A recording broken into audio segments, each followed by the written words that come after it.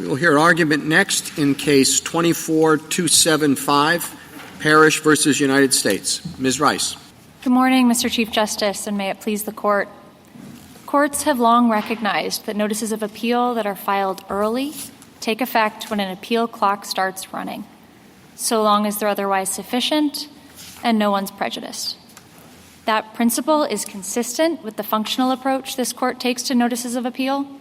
It was applied in First Tier, Lemke, and Luckenbach, and no one disputes, not the Fourth Circuit, not Mr. Houston, not any other court to my knowledge, that it's consistent with 2107A, which sets the notice of appeal requirement and the default deadline for filing.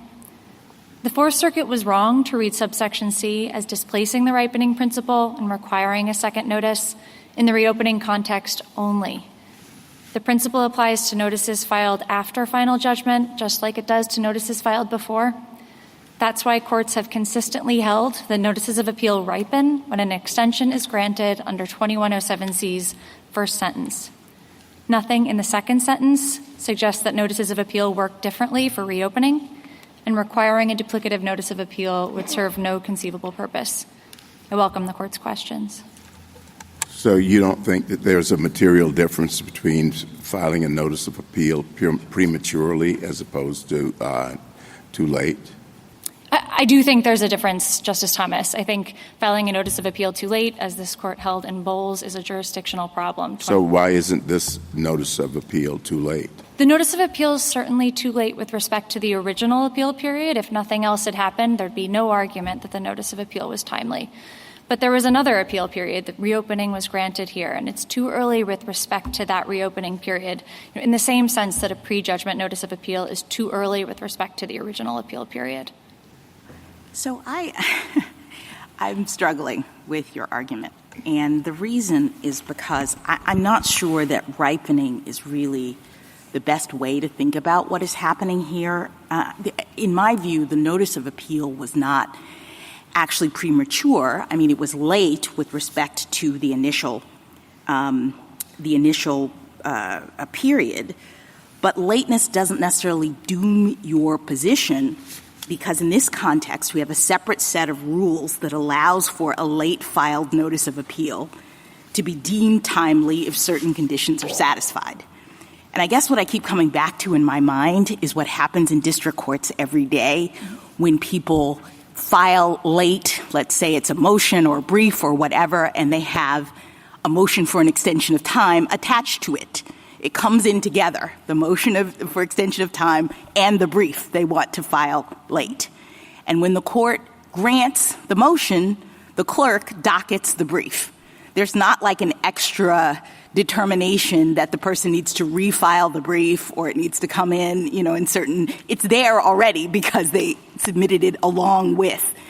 So in that situation, I guess I just don't understand. Nobody thinks of it as ripening. These things arrived at the same time, which is sort of what's happening here. The notice of appeal came in, and it was construed as having a motion to reopen as a part of it, or construed as being a motion to reopen. So why do we even need ripening to get to the result that you are seeking in this case? I think I agreed with just about everything you said, Justice Jackson. I don't know that there's anything to the concept of ripening as magic words. This Court used that language in First Tier. It also talked about the notices of appeal relating forward.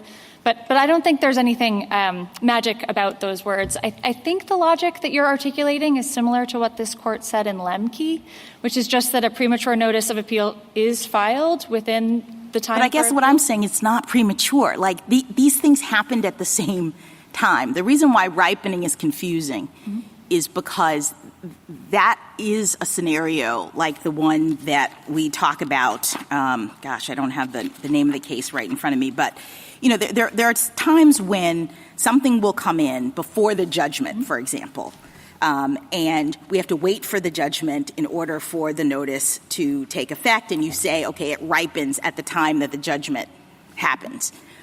Here we don't have a separate action that we're waiting for this notice of appeal to be cognizable relative to.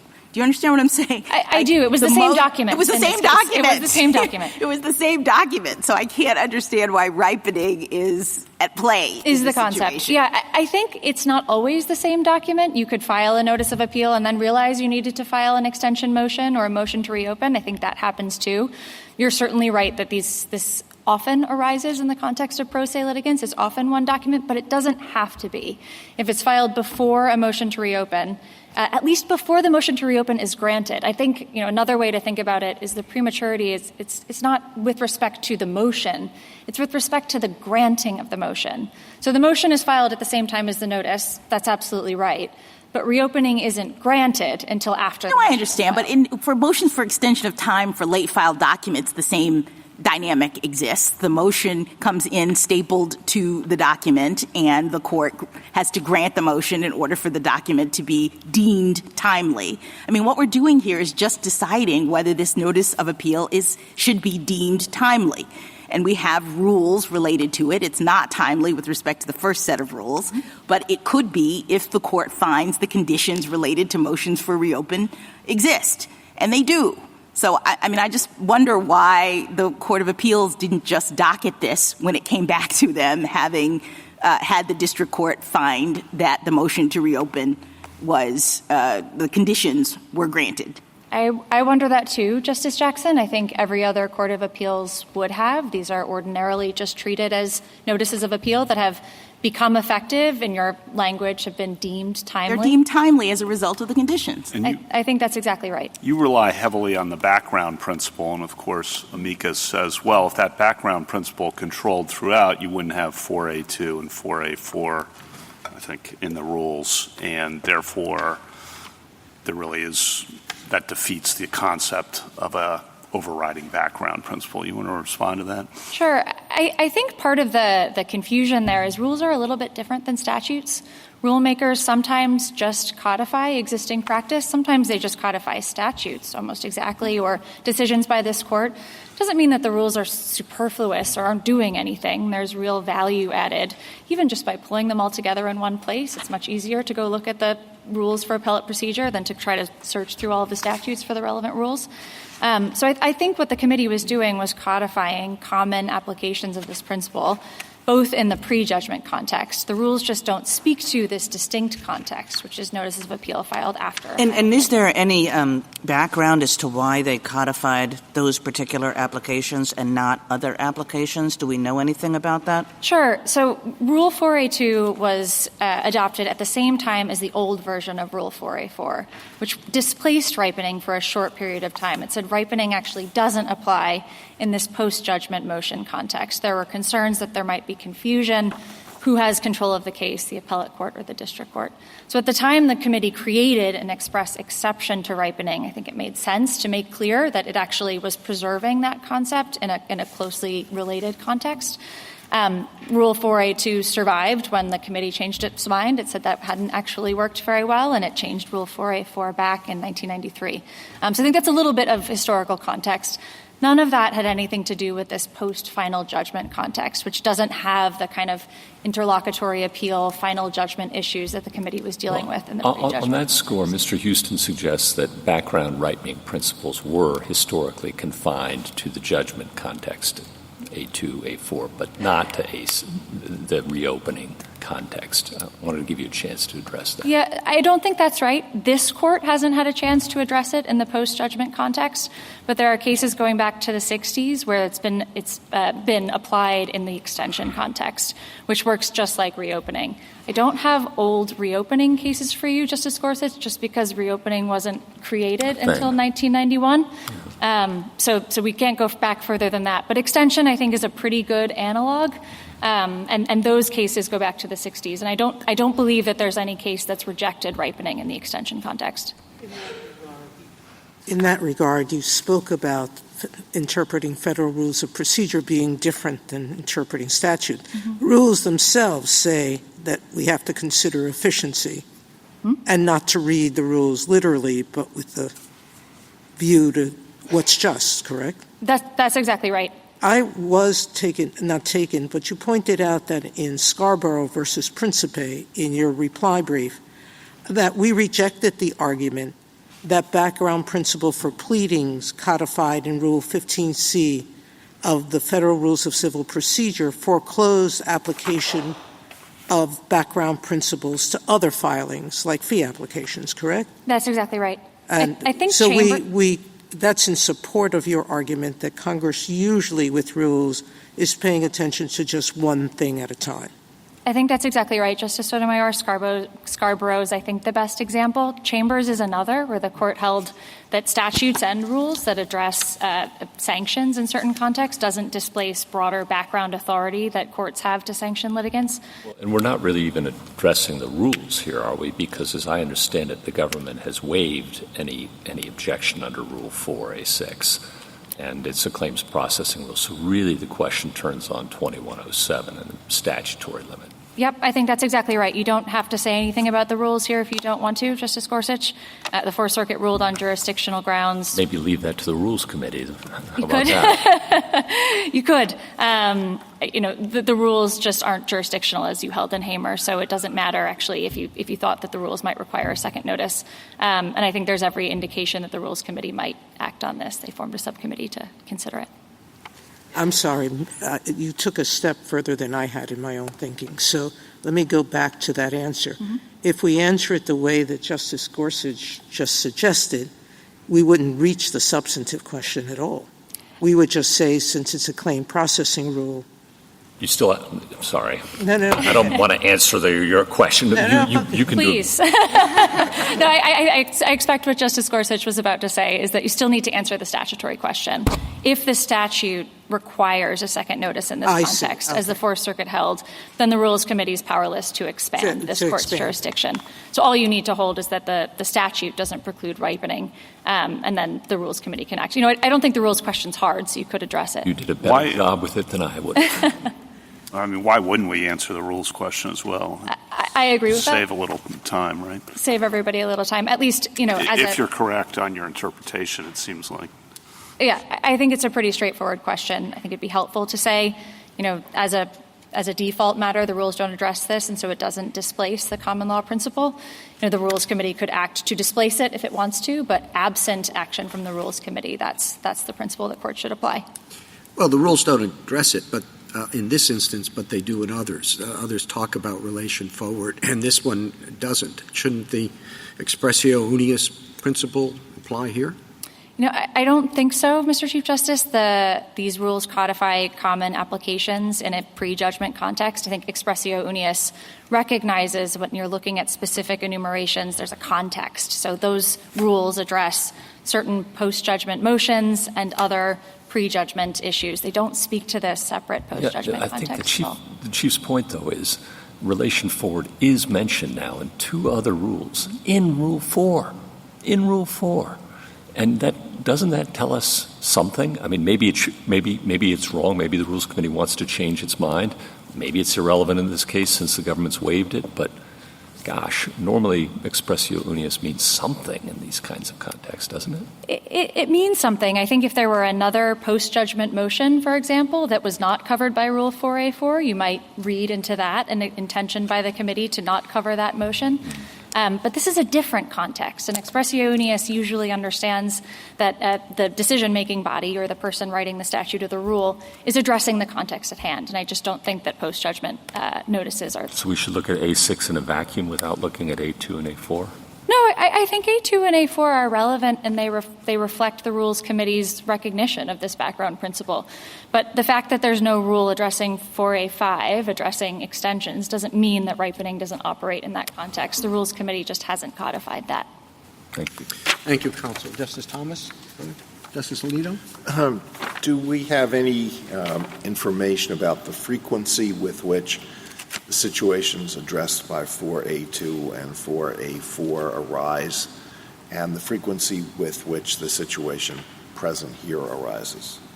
I don't have any empirical data on that. My sense is that the 4A2 and 4A4 situation arises more frequently. That's part of what prompted the committee to address that issue and to make a rule. This issue, the reopening issue, didn't come to the committee's attention until recently because it doesn't arise very often, and every court had treated it the same way. I don't have any data to back that up, but that's my sense from looking at the cases. Thank you. Justice Sotomayor?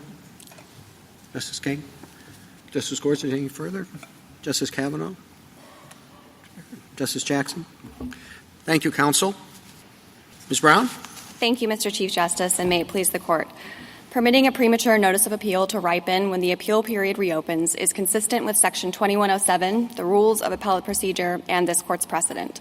Section 2107 doesn't address premature notices of appeal, but this Court has already recognized that the statute doesn't preclude them. First here held that even though Section 2107 requires filing a notice of appeal after the entry of judgment, a notice filed before judgment relates forward to the day the judgment is entered. Rule 4 likewise confirms that premature notices of appeal can relate forward and requires such treatment in multiple contexts. And this Court's precedents have long instructed courts to disregard technical deficiencies in notices of appeal. Amicus's contrary position would require the Court to hold that filing too early has the same jurisdictional consequences as filing too late, but that's flatly inconsistent with first tier, with Rule 4, and common sense. Unlike filing too late, filing too early doesn't disrupt finality or risk prejudice to others. Petitioners' premature filing provided adequate notice here, and there's no basis to require a duplicative filing. I welcome the Court's questions. Is there any difference between your argument and that of petitioners? So not really, and not in any respect that should affect the outcome of the case today. I think petitioner's argument with respect to the way 4A2 and 4A4 are interpreted might be slightly different. We do take those two rules to be the only circumstances in which prejudgment notices of appeal can relate forward, or in which a notice of appeal filed while certain prejudgment motions are pending can relate forward. I think in some parts, at least, of the petitioner's reply brief, they suggested that those rules may not cover the waterfront even in the circumstances that they address. We do take those rules to be codifying and displacing any inconsistent practices within those two contexts, but when the rules do not address the particular context, which is the case here, we think that that background judicial principle that promotes ripening or that preserves this kind of ripening in relation forward continues in effect. You mean so if there were another post-judgment motion that wasn't on this list, that's where you're distinguishing your position? So I do take the petitioner this morning to have said, or my friend this morning to have said, that if there were another post-judgment motion, then maybe 4A4 wouldn't apply and ripening wouldn't apply. Okay, and that's where you're distinguishing your position. We agree with that, but Okay. I understood the reply brief, the petitioner's reply brief, to indicate that in certain contexts where there's a prejudgment, that there might be additional circumstances not covered by the rule where relation forward or ripening would still be permissible. And Ms. Brown, what do you think about Justice Gorsuch's point that we don't need to address Rule 4 because the government has waived that we should just address the statute? Do you have a view? So I do think that is correct, that this Court could take a very narrow approach to this decision and just hold that Section 2107 does not itself preclude relation forward in this context, and that to the extent the rules might suggest that relation forward is not permissible here, those aren't jurisdictional. The government waived any argument about relation forward in this context or about the need for a duplicative notice of appeal, and therefore that waiver controls and could reverse. We do think it would be helpful for the Court to recognize the existence of this background principle. It has been the rule that's been applied in 5 circuits. We don't see any issues with that. And, of course, so long as the Court holds that the statute doesn't preclude relation forward, the advisory committee can continue its work and can continue studying this issue and propose a rule that this Court could then What does that well. do to Amici's argument that it's a matter of discretion for the Fifth Circuit, that even though you waived it, that they could still say, we just won't accept the waiver? So that's inconsistent with this Court's precedent. In Wood v. Hilliard, the Court has held that it would be an abuse of discretion for a court to disregard the government's waiver of any non-jurisdictional defense. And so we don't think that that is an available alternative argument for affirmance in this case. But not addressing the rule question leaves open the possibility that in the future the government could refuse to waive. That's correct, and we think that that would be another basis for the Court to just ensure, to just clarify to the extent that there's any lack of clarity, although the other circuits have all held consistent with what we've said today, that relation forward here is permissible and is the correct result. Is the background principle Exactly. that governs the interpretation of the rule. Okay, Right. thank you. Your differences, I just want to clarify on what you're saying. Other rules that don't expressly mention relation forward don't contain a relation forward element? No, I apologize for the confusion. I'm sure it's me. What I was trying to clarify is that we do think that with respect to Rule 4A2 and the way that this court interpreted that rule in first tier, those are the only circumstances in which relation forward can apply for prejudgment notices of appeal. I take petitioner's reply brief to state that courts have continued to apply a broader kind of background interpretation or a broader background principle allowing relation forward, even in contexts that wouldn't be directly covered by 4A2. And we think that Rule 4A2 does cover the waterfront, at least for prejudgment. And can you give me an example of the differences? Sure. So the court this comes, I think, or the opinion from the D.C. Circuit in Outlaw really kind of lays this out. Before the court adopted before Rule 4A2 was adopted, there was a pre-existing line of precedents that had applied this background principle that had held that any time there's a notice of appeal after kind of any decision, that would be permitted to relate forward to final judgment so long as final judgment had occurred before the Court of Appeals acted. And first tier limited that in some ways to suggest that the decision had to be one that would be appealable so long as judgment were entered right after that. And so we think that that narrower class of decisions is the class that's covered by Rule 4A2, and that the background principle is displaced as to the earlier precedents. Do you think that the Rules Committee might have something profitable to say about how far this relation forward principle might obtain in 4A6 context, too? I certainly think that the Rules Advisory Committee will have the ability to study this issue and can take into account any comments that come from practitioners, or can look at the different contexts in which this arises, and may well choose to provide a more limited relation forward principle or to displace it altogether. But unless and until the Rules Committee acts, I do think that background principle that provides for ripening should be applied. They can't overrule what we do.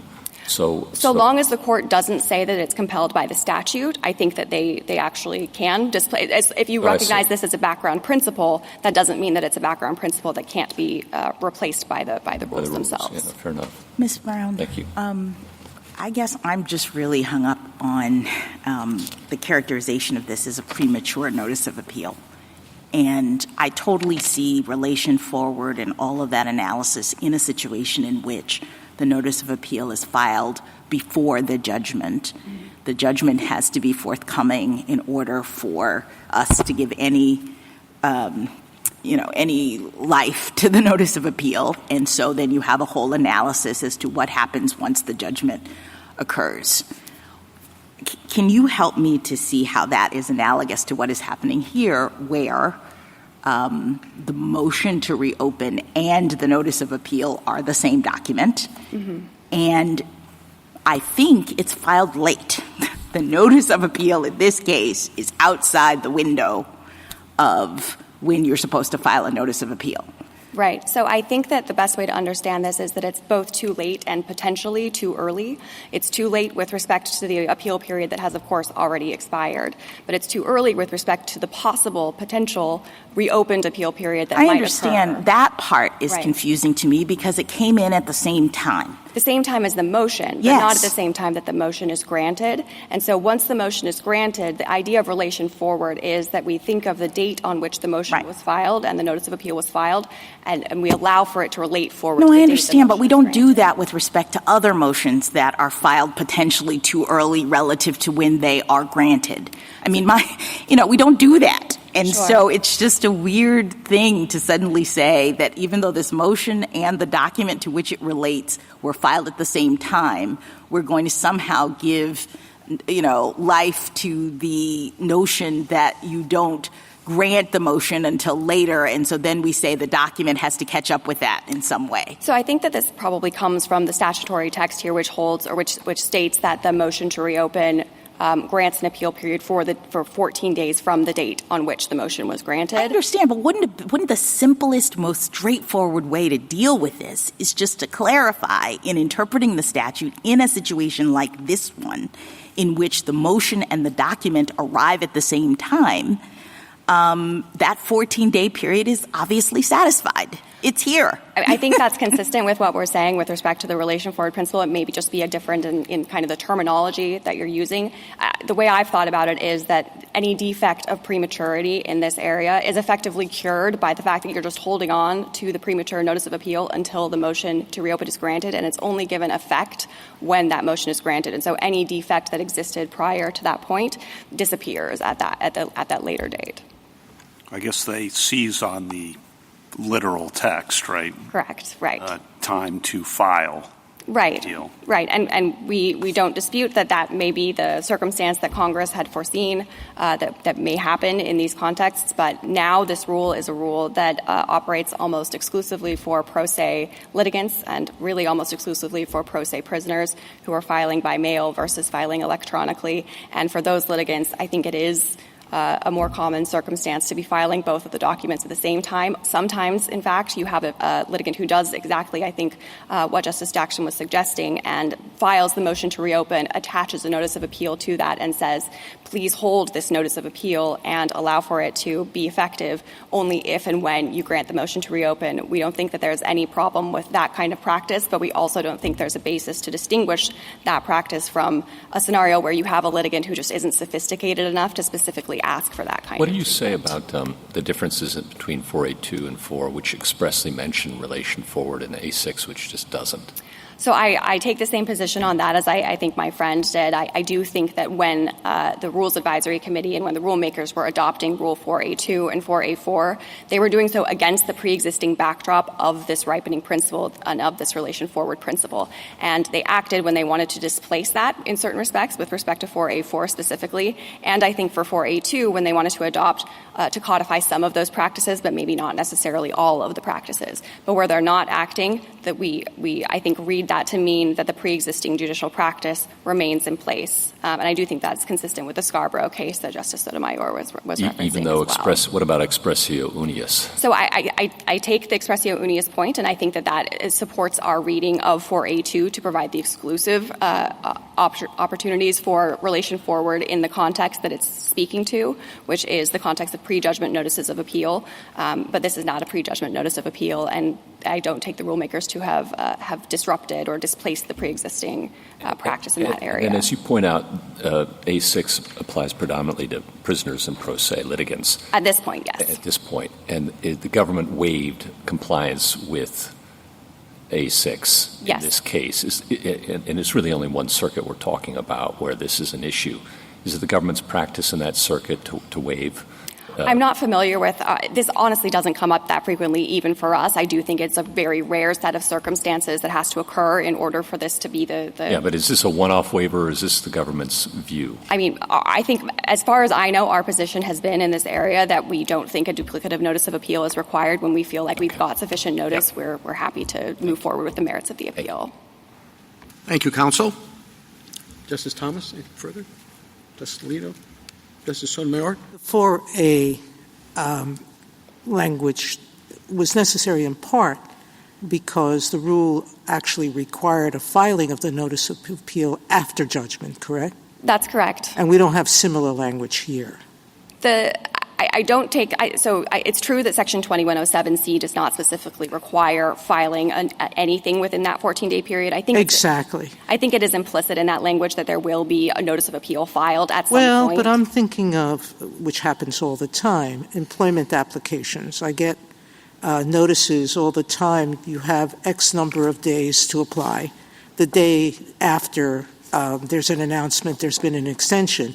I don't think anybody reads that as requiring all the pre-deadline applications to be resubmitted, correct? So I agree with that. I do think that there's a very common sense understanding here that something that comes in too early just shouldn't be treated the same way as something that comes in too late. You don't have the same concerns with disrupting finality or with prejudice to other parties. Because what's being appealed is that judgment, and it's known what it is. Correct. Thank you. Justice Kagan? Justice Gorsuch? Justice Kavanaugh? Justice Barrett? Justice Jackson? Thank you. Thank you, counsel. Mr. Houston? Mr. Chief Justice, and may it please the Court. Section 2107C is unmistakably clear about what a litigant must do when he misses both the regular notice of appeal window and the time to request an extension. That would-be appellant must proceed in two steps. First, file a motion in the district court to reopen and demonstrate the relevant factors. And second, after entry of the order on that motion, file a notice of appeal within the next 14 days. The Solicitor General agrees in their reply brief that that process is the plain meaning of the statutory text. And that text does not permit petitioner here to be excused from the second step, filing the notice of appeal after the reopening window, just because he filed the wrong document at step one. The lower courts exercised discretion to overlook petitioner's step one mistake, and they created a window for petitioner to file a timely notice of appeal. But petitioner did not take advantage of that reopened window, and he has never offered a justification for failing to do so. The Court of Appeals thus correctly determined that it lacked appellate jurisdiction because petitioner never filed a timely notice of appeal during any window when Congress authorized that notice to be filed. Any other conclusion would violate Rule 26b1's instruction that courts, quote, may not extend the time to file a notice of appeal except as specifically authorized by Rule 4. Now, Rule 4, as we've discussed, does contain two enumerated exceptions validating premature notices of appeal in certain limited circumstances. But as the Court explained in first tier, those exceptions codify a much more limited practice than the one advocated, certainly by petitioner. They codify a practice of excusing reasonable mistakes about when the notice of appeal should be filed. A reopening situation does not give rise to any similar reasonable doubt because the statutory text is incredibly clear about the process for filing notices of appeal here. The judgment of the Court of Appeals should be affirmed. I welcome the Court's questions. Would you comment briefly on the government's and petitioner's characterization of this as the notice of appeal being premature? Yes, Justice Thomas. So I think I agree with my friend, Ms. Brown, from the Solicitor General's office that the notice was both too late and too early. And again, I think that the statutory text sets up a process here, not the rule text. We're not relying on the rule. We're relying on the statutory text. The statutory text sets up a process of proceeding in two steps. It was, I think the notice was premature only in the sense that the petitioner filed the wrong document. He ignored the statutory instruction to file a motion to reopen and instead filed a notice of appeal. But I think that just reinforces the point that in order to file a notice of appeal, going all the way back to Curry in 1848, you must file the notice of appeal in accord with the statutory process. And here, the statute is very specific about when that notice of appeal must be filed. When? During the period after entry of the order on reopening, but before the next 14 days. So to be clear, are you quibbling with the Court's decision to construe the notice of appeal as a motion to reopen? Not at all, Justice Jackson. All right. So you say there are two steps, and he clearly, messed up on the first step. The Court cured it by saying we're going to treat this as a motion to reopen. I guess I don't understand why they also can't treat the second step as having been satisfied by the early filing of the document. I think it's because of Bowles, Your Honor. Recall that in Bowles, the petitioner there filed a motion to reopen, but then ultimately filed the notice of appeal too late, after the 14-day period. And the Court said it's a very harsh result, but the statutory text simply dictates the period when that notice of appeal must be filed. I understand, but he didn't file a notice of appeal. In this case, he did. And it was the Court that construed it as the threshold motion to reopen, and it just seems odd to me that having construed a document as a motion to reopen for the purpose of allowing for a document to be filed called a notice of appeal, when you have the document there, why couldn't the Court also then say, okay, we have the notice of appeal within the window that we've just opened, and we're done? Because there's no general practice. Your Honor, as you were describing in the colloquy with my friends, is exactly right, that with lots of different kinds of documents, courts do file this procedure. You make a motion to lodge an amicus brief and you attach the brief. Motion to file an amended complaint. But it doesn't happen with jurisdictionally significant documents like a notice. The complaint is not a jurisdictionally significant document? It has jurisdictional significance, obviously, in some respects. No, I mean, let's explore this, because this is, I think, really the key to it, right? So suppose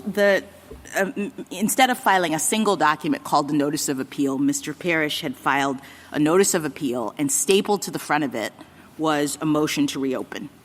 In that situation, if the district court had found that the criteria to open were satisfied, are you saying that Mr. Parrish would have had to send in a new notice of appeal? As presently constituted, yes, because the rules are clear about that. But I think this is actually in the interest. The one that the district court got to begin with would not be enough. Yes. Because it was filed too early. Presently, because of the way that the rule text is written. But I think this is very important, and I think that perhaps the best thing that this court could do in this case would be to instruct the Rules Committee to adopt a new rule that would look very much like that one. I do think that's consistent with the statutory text, and the reason why is this court's decision in First Tier. First Tier explains that you cannot change the jurisdictional period when a notice of appeal must be filed. That's always jurisdictional. But, importantly, the Rules Committee does have the power to enact rules that change how documents get filed. The best example is Rule 4C. I guess what I don't understand is that if you can construe this very document as a motion to reopen for the purpose of all of the jurisdictional consequences that you're describing, I don't understand why you can't also construe that very document as a timely filed notice of appeal. It's because, Your Honor, this court has said over and over again that the rule of liberal construction for pro se filers can accommodate looking at the substance of a document and understanding it to be something else. But, importantly, the court cannot reconstrue when something is filed. That's the whole point of the court's holding in Bowles, is that there are limitations on the judicial discretion of construing something, and you can't just construe the thing to have been filed at a different time. So in a situation where the rules describe when the document must be filed for jurisdictional purposes, and 2107C is such an instruction, it must actually be filed during that period. But again, consider the prison mailbox rule. The prison mailbox rule, which we have no problem with, is a rule whereby the Rules Committee has provided an opportunity for certain filers to ensure that their filing gets made during the jurisdictional period. And I think actually importantly, Rule 4A2 also works this way. I would urge the court to take a look at the way in which Rule 4A2 is written. It's written awkwardly and very precisely. It says that the notice of appeal will become effective on and after the entry of the judgment that authorizes the notice of appeal. It's written that way, I think, precisely because the purpose of the rule is to transport the filing into the jurisdictional period. And we think that is within the Rules Committee's power for the same reason why the prison mailbox rule is within the Rules Committee's power. But we don't have any rule like that as we sit here today. Perhaps the Rules Committee should enact one, and I think that as we've discussed this morning, there's every reason to think that the Rules Committee will carefully study this issue, and if the rule that my friends advocate is a good one, they may well adopt a rule very much like the one that Justice Jackson has suggested. File a motion to reopen and attach a notice of appeal, and then an instruction to the clerk to file that notice of appeal during the jurisdictional window. But the Rules Committee, with all respect, is much better suited than this court to undertake the process of developing those rules. This court, I mean, just acting by sort of one-off judicial decisions to deal with sympathetic litigants in individual situations. The committee undertakes, as the court is aware, a complicated process of study. Congress has the opportunity to weigh in. We're going to get a better overall rule if the Rules Committee is allowed to do its work. Counsel, you make much of the expressio unius doctrine in your brief. You heard counsel's effort to distinguish that. Any comments on that? Yes, Your Honor. So I think that Your Honor's opinion for the D.C. Circuit in outlaw is exactly right in two important respects. I wasn't fishing for that, but you can. Outlaw is important, most of all, because of what it had to say about this court's opinion in First Tier. So as I think the Solicitor General helpfully explained here today, the reopening principle is not as broad as petitioner advocates, and I think it's really quite important that this court's decision in this case reject the sort of universal ripening principle whereby it's okay to file something too early. the reason that first tier is very clear about that. First tier says that, yes, although there was at common law a certain ripening principle, it was never as broad as the one advocated by the petitioner. Instead, that ripening principle existed only to excuse reasonable mistakes about when a notice of appeal should be filed. And as I mentioned, because the statutory text here is so clear, there's really no corresponding situation where a petitioner makes a reasonable mistake about when the notice of appeal is supposed to be filed. The Solicitor General agrees that our understanding of that statutory text is clearly the best one. So, and that is what I take to be the core thrust of the Court's opinion in first tier, and this Court's and Your Honor's opinion in outlaw recognize that. It said precisely because first tier recognized that the principle, the common law principle, is more limited and has been codified in a more limited way. We, as judicial officers in individual cases, are not free to embrace a sort of universal ripening principle. Well, if there is a ripening principle of some scope, some limited scope, what argument would there be that it should not encompass the situation here? What reason might there be for holding or concluding as a matter of policy, if this were sent back to the Rules Committee, that the principle should not apply in this situation? So I think there are two, Your Honor. The first is that, and this is a situation that has actually played out in the real world in several of the cases that gave rise to this circuit split. You've seen two principal problems.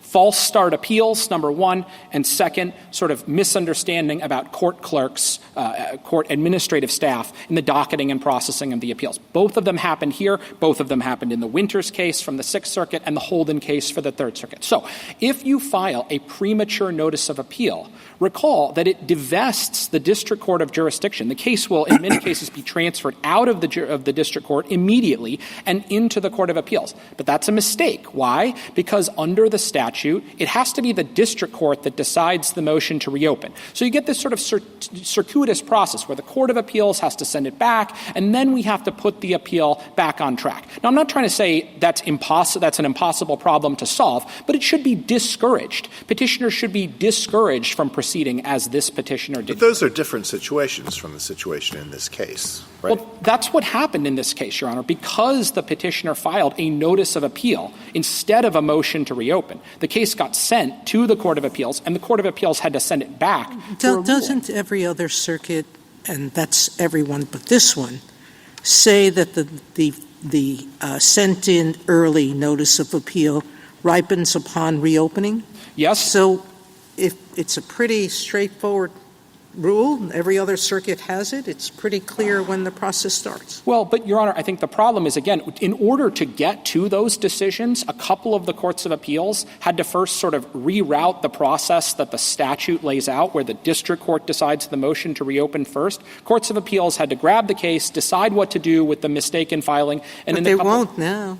Well, I think, but that only reinforces the point, I think, that it reinforces the point that you would like the Rules Committee to decide this and not us.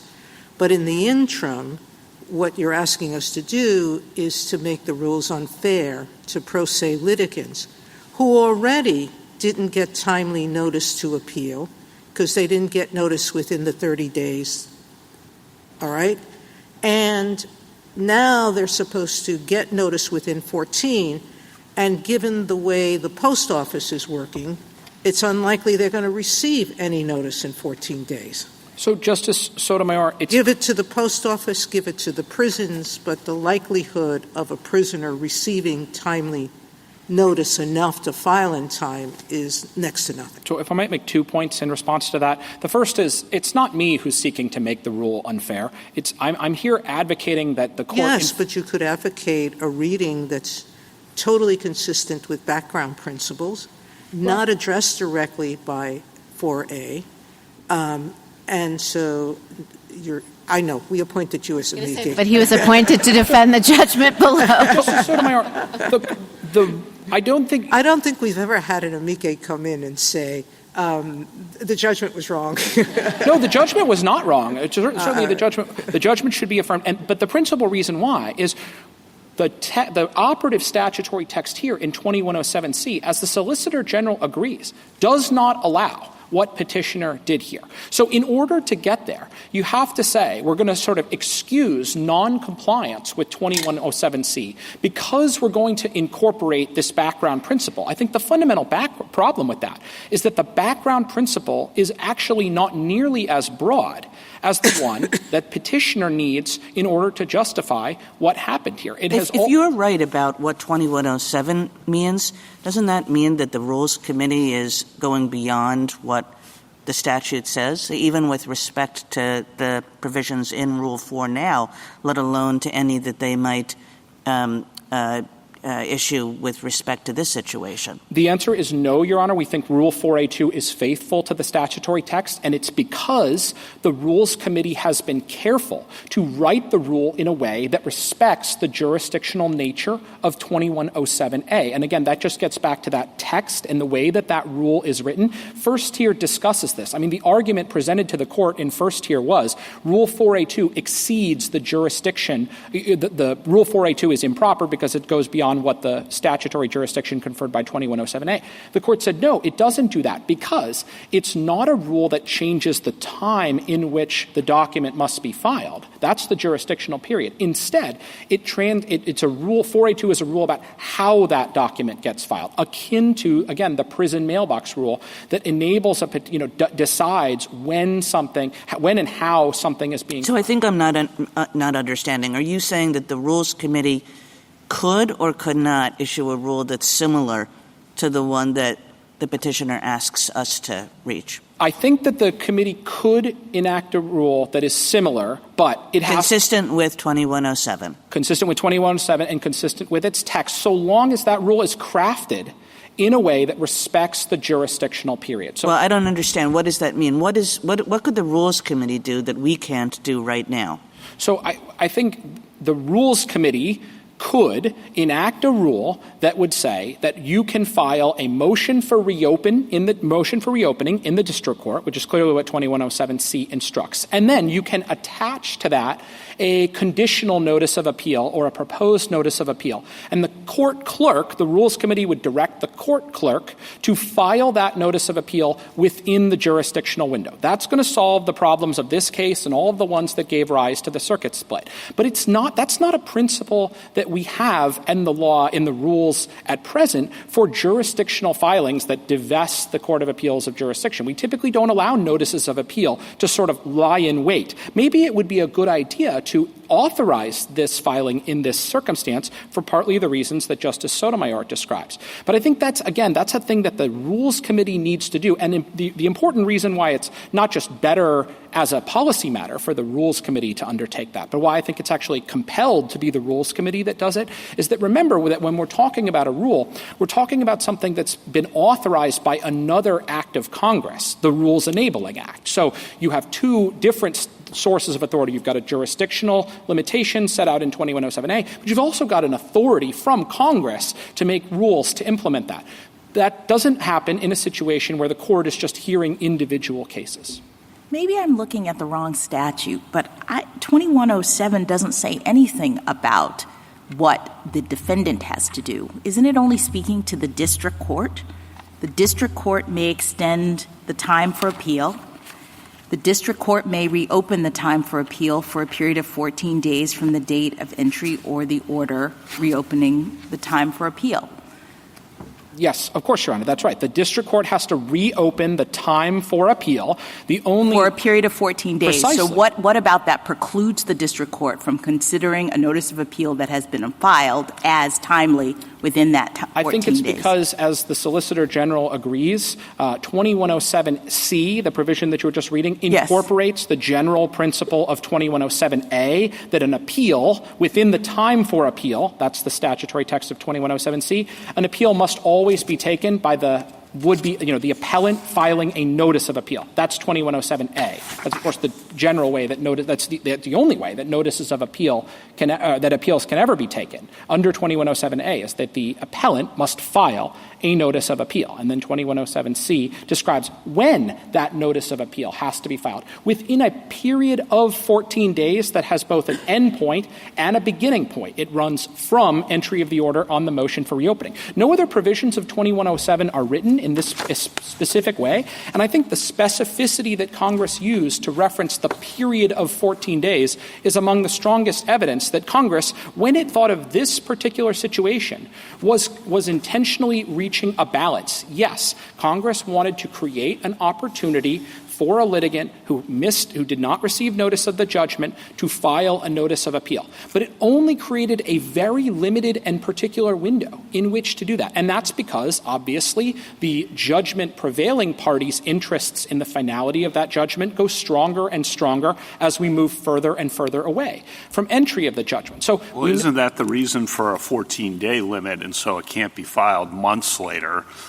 Obviously, but if something's already been filed or filed within the 14 days, that concern that you just raised, I don't think is present. I think it's the reason for both of the 14-day periods that are referenced in 2107C, Your Honor. I think clearly Congress was attempting to strike a balance, and it was attempting to be quite demanding on a situation like the one facing petitioner about what you must do when you get notice and when you must do it. And Bowles is the surest proof of that.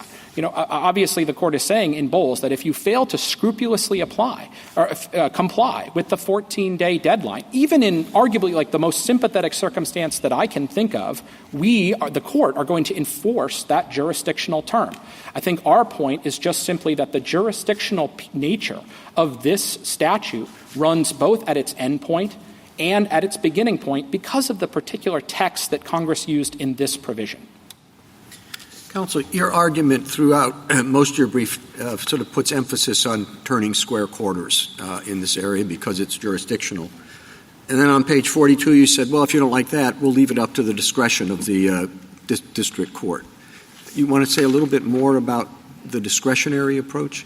Your Honor, I mean, this is an argument in the alternative. Our point, we think, we absolutely contend that just as in Bowles, there's a jurisdictional period that Congress created, and by default, there is no judicial discretion to sort of forgive it in individual cases. If the court rejected that, I do think that in order for petitioner to win the case, they need a deeming of one thing to happen at a different time.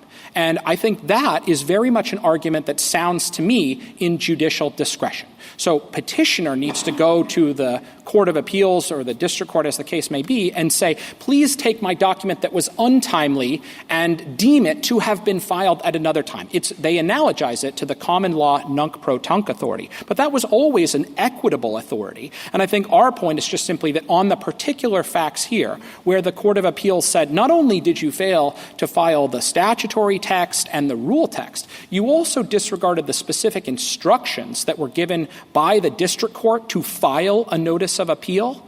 On that basis, we're not going to allow your notice of appeal to ripen. I think that would be a reasonable and not an abuse of the Court of Appeals discretion on the particular facts here if the court concluded that the deeming authority is available at all, in which case, again, I think it's something that sounds in judicial discretion.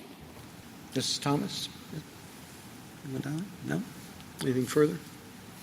Thank you, counsel. Thank you, Your Honor. Rebuttal, Ms. Rice? There's been quite a bit of focus today on the rules for understandable reasons. I think the rules question is straightforward, and this court should answer it. The rules don't speak to ripening in the post-judgment context, and so they don't displace settled practice in that area. But the main question before this court is about the statute. The Fourth Circuit read the statute to impose a jurisdictional second notice requirement. I take my friend's statutory two-step to be functionally the same thing. That's wrong. Nothing in the text of subsection C displaces the background rule. We usually construe statutes to incorporate background rules unless they say otherwise. We also usually construe provisions that operate across multiple subsections to work the same way. I think that's true of subsection A here, the notice of appeal requirement. We also don't usually construe statutes to defeat their purpose. This was about creating a mechanism for litigants who don't get notices of judgments to reopen their time for appeal. It was not about setting a trap for the unwary. So we're not excusing compliance with a jurisdictional requirement here. There just is no jurisdictional requirement to begin with. Were it otherwise, I think first tier was wrong, and rules 4A2 and 4A4 have to be invalid. My friend's concession that the Rules Committee could enact a ripening rule for this context, I think effectively acknowledges as much. I don't see how the Rules Committee could do that if the statute jurisdictionally required a second notice here. There are no further questions. Thank you, counsel. Mr. Houston, this court appointed you to brief and argue this case as an amicus curiae in support of the judgment below. You have ably discharged that responsibility, for which we are grateful. The case is submitted.